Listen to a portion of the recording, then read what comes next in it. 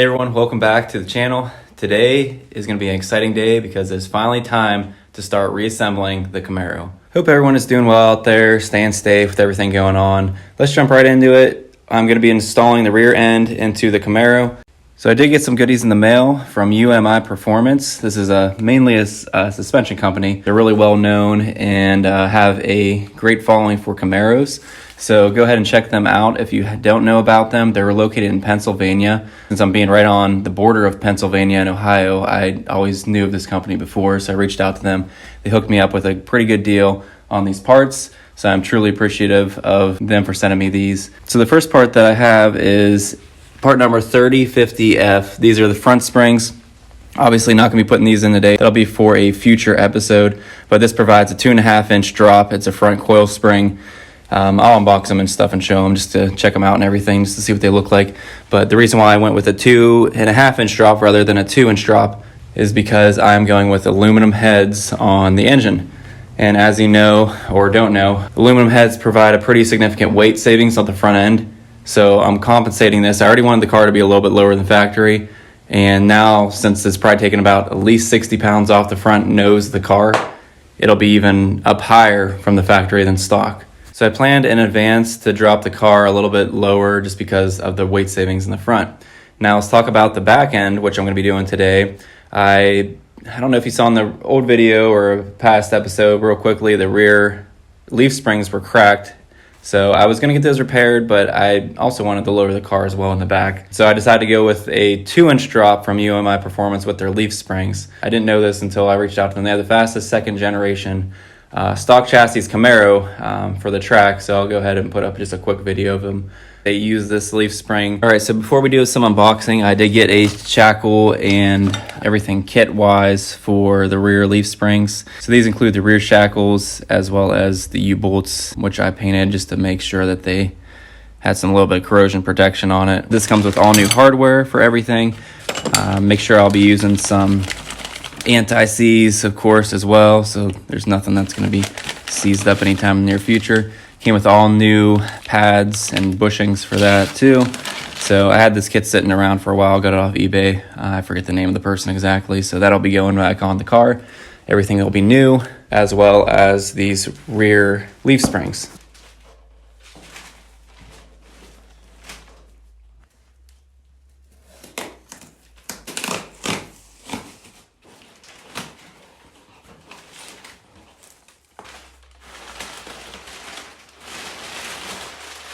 Now this kit only comes with the front bushings. You do have to order everything separately, but they sell a kit. If you want to pick up something like that kit over there that I got off eBay, they sell that as well for a very comparable price that I got that one for. So far they look pretty nice, packaged really well. Got here within a day just because I am in Ohio, so I'm sure that sped up the process pretty good. Let me unbox the front springs just to check them out.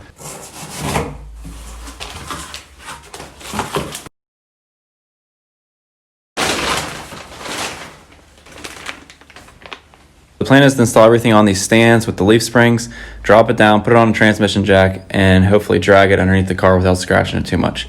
I am using an assembly manual to know the exact torque sequence of everything. This is what I'm using here. Just says a 1973 Camaro assembly manual, GM restoration parts. Got this off eBay as well. I already pre-highlighted everything that I needed to know about stuff. So the torque sequence for everything, I do have to put on this first, it appears, which is these parts right here. Tighten everything down basically to a 4-degree angle, or you could do this when the car's full weight is on the ground.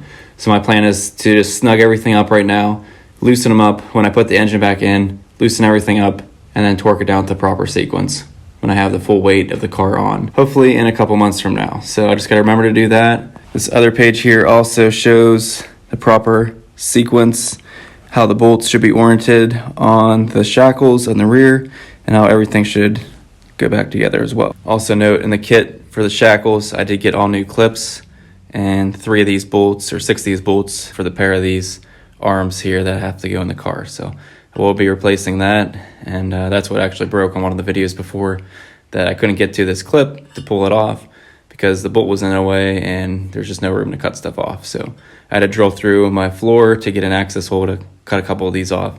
But these will be getting replaced as well, and a lot of anti-seize going on them too.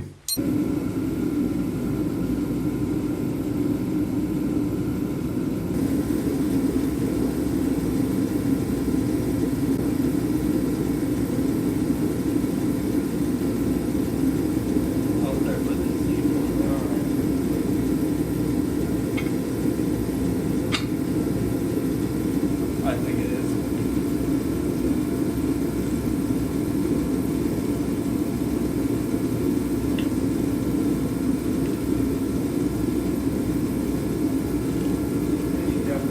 If I had windows in the garage, it'd be different. Well, that would help, yeah. So there's probably going to be a comment out there. These T-bolts, along with the U-bolts, there's nothing else besides a nut. So the kit came with just a nut. The factory just specifies a nut, no log washer, no normal washer, and then just torque it down to the proper sequence of 35 to 50 foot-pounds. So kind of weird to think about, but going by the original factory assembly manual, I am going to stick with what they tell me to do. This way. God. So stupid. They take care of those people. Yeah.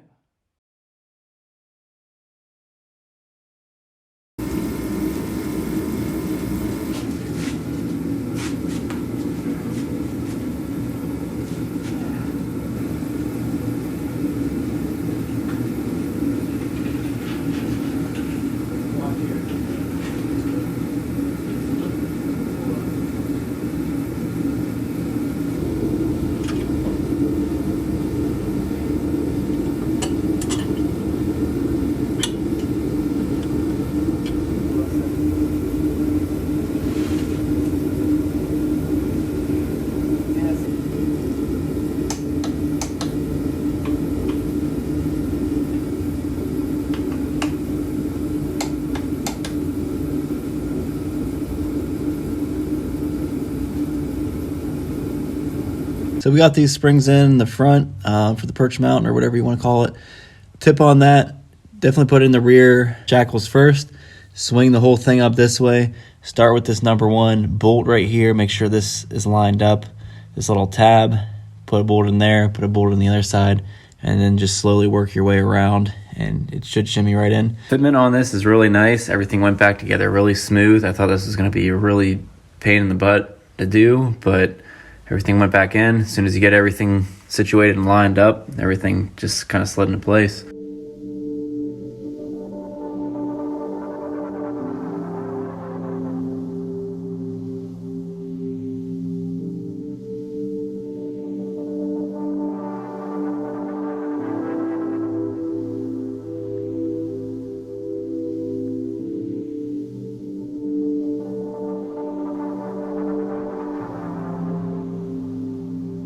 So about ready to put the driver's side brake on. All I did was take a lot of pictures when I took these off and copied with what I already have, just marking which one the driver's and the passenger side is.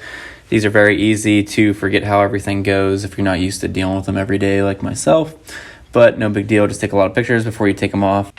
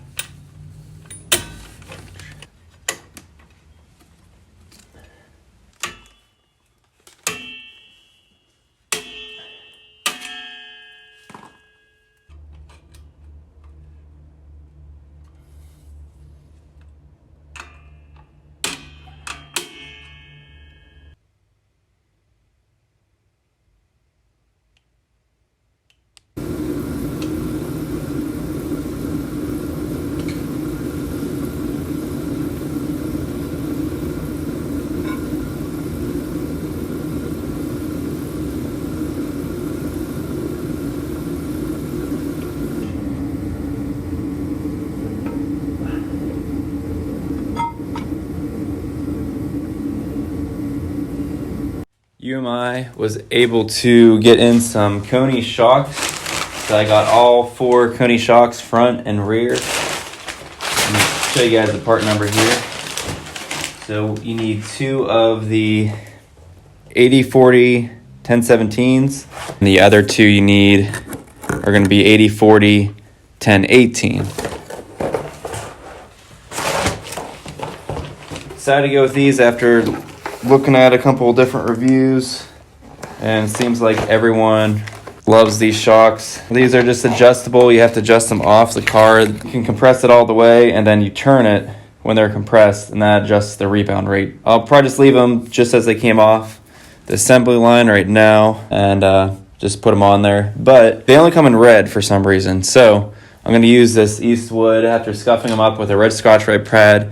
Use this brake gray again on here just to paint them like a more silver color, and should be pretty durable. I just didn't want a red shock hanging out the back. You know, if you get different angles when you're driving, if you're a person behind you, the red, I just don't think that looks good as like a silver shock. So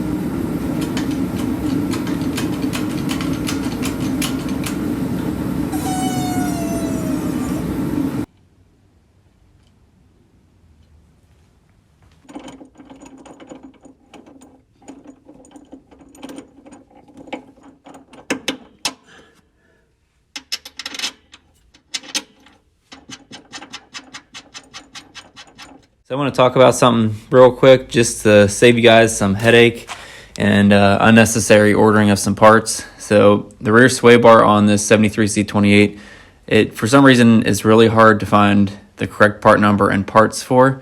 So I finally had a kit that I ordered, and when I ordered it, it came with this weird kind of cheap looking bracket instead of this factory bracket.